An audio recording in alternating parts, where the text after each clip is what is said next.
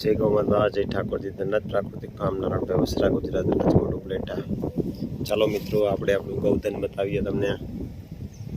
આપણું ગૌધન છે અને તમે જોઈ શકતા હશો મિશ્રીની વાછડી આપણી.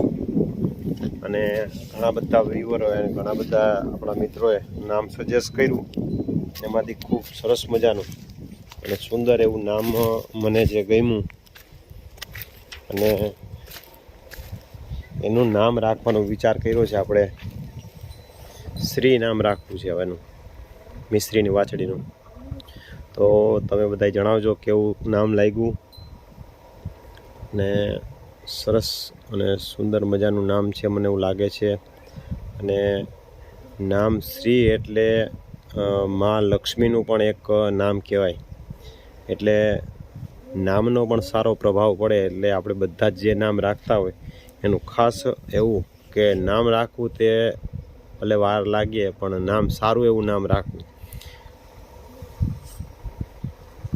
એટલે આપણે એનું નામ મિશ્રી રાખવાનો વિચાર કર્યો છે. અને તમે જોઈ શકતા હશો અત્યારે હાઈ ક્લાસ હેલ્ધી છે. અને 2-3 મિત્રોએ પૂછ્યું હતું કે હજી ખાતા શીખી કે નહીં. તો હજી એટલું જોઈએ એટલું ખાતી નથી. ક્યારેક ક્યારેક એનું મન થાય ત્યારે કોઈ તૈણું ખાતી હશે. જો ખાતા શીખી ગઈ હોય તો જો આ બીજી બધી ગાયો વાગોળે છે એમ તો એ વાગોળે તો ખરી, ખાતા શીખી જાય એટલે વાગોળવાનું ચાલુ થઈ જ જાય કુદરતી રીતે. એટલે વાગોળતી નથી, એના ઉપરથી એ નક્કી થાય છે કે ખાતા એટલું બધું શીખી નથી. પણ હવે થોડાક દિવસોમાં ખાતા શીખી જાય. ખાતા શીખી જાય પછી આપણે એને બધું જ આપણે એને ફીડ હાથે એક્સ્ટ્રા કોઈ પણ પ્રકારનું બધું ખવડાવી શકીએ. પછી એને તો પણ આપણે દૂધ ખવડાવીએ છીએ. એના કારણે થઈને સારી એવી હેલ્ધી છે એવું લાગે છે. અને હજી કોઈ પ્રકારનો હજી વાંધો નથી. આમ દિવસ દરમિયાન ખુલ્લી હોય અને ફરતી હોય એટલે એને મજા આવે છે. અને એકલતાપણું પણ નથી લાગતું.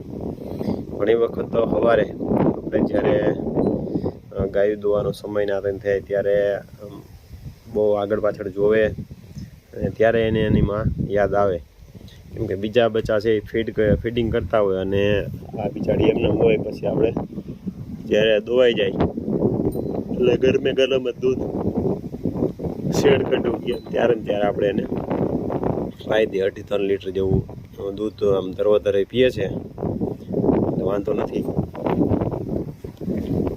રેગ્યુલર આપણે અપડેટ મૂકતા રહીશું. અને શ્રી આપણે એનું નામ શ્રી રાખ્યું છે. અને સારી એવી એની માં જેવું નામ એનું પણ રોશન થાય. આ બેઠી છે એ પણ મિશ્રીની વાછડી છે. એનું નામ આપણે રેવતી રાખેલું છે.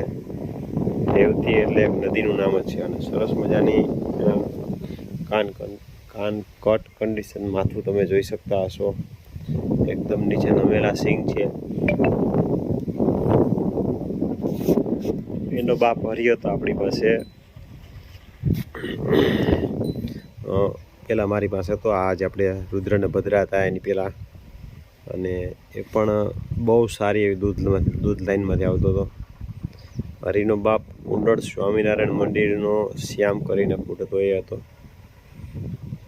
અને હરિની માં એ મારા મિત્ર એક સોની છે એની પાસે હતી.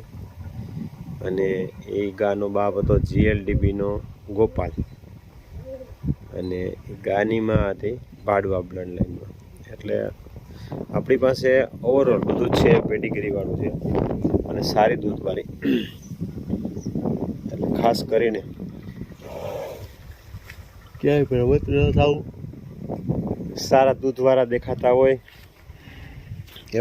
એવી ગાયના નંદી ઉછેર કરવા, એને રાખવા અને એને આપણે વાપરવા. કોઈ પણ કાગળ ઉપર હોય એવા લોભામણા એમાં છેતરાવું નહીં. ખાસ કરીને શિયાળામાં ખાસ તડકે બેસવાનો આનંદ. ગૌધનને આ બાજુના સાઈડ જ બેઠા હોય તડકે. આખાઈમાં છાંયો છે, અત્યારે છાંયાનો જરૂર નથી એટલે ત્યાં બેસે નહીં. તો ચાલો નવા અપડેટ સાથે આપણે મળશું. અને કેવું કે આપણે ગૌધન છે એ કહેજો ખાસ.